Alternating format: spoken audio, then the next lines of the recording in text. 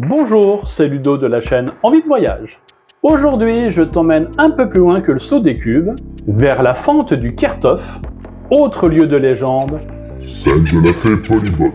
En effet, de nombreuses légendes lorraines parlent de fées, et en particulier dans les Vosges. L'une d'elles, qui s'appelait Polybot, vivait près de Gérardmer, non loin de la montagne de Némont, dans une grotte située au cœur de la forêt de Martinpré. Cette fée était cruelle et très laide. Elle était redoutée de tous car c'était la plus puissante des fées. Elle dirigeait tout un peuple de gnomes, de lutins, d'elfes maléfiques et de mauvais sauterets. Elle tirait ses pouvoirs du froid et de la neige. Sa cruauté et son mauvais caractère étaient connus de tous les Lorrains. En effet, elle pestait, maugréait, grondait.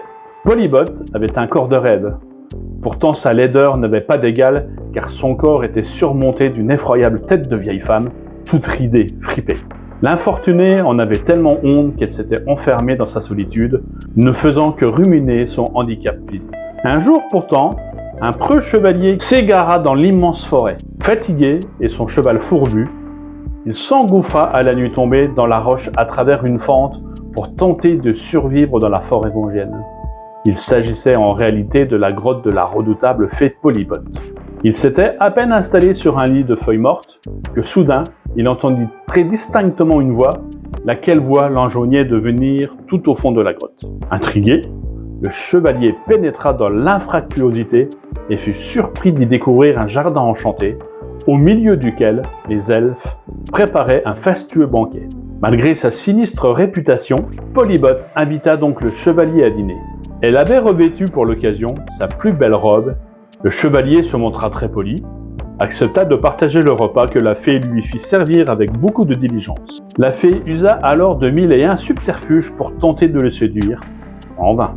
À l'aube venue, lorsque ce dernier s'apprêta à la quitter, Polybot, dans une colère terrible teintée de déception et de jalousie, le changea instantanément en glace. S'il s'était donné à elle, elle aurait pu mettre fin au sortilège qui la rendait si laide.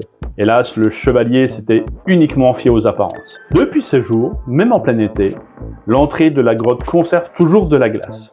Ce lieu maudit est appelé la fente du Kerthof. On raconte aussi qu'on peut y voir une étrange lueur bleutée, qui serait le dôme de glace, sous lequel dormirait un chevalier qui avait eu le malheur de ne pas vouloir d'une fée. Si tu as aimé cette vidéo, d'autres légendes vosgiennes sont disponibles sur ma chaîne YouTube. N'hésite pas à liker ou à t'abonner si tu souhaites me soutenir. En attendant, portez-vous bien. Ciao!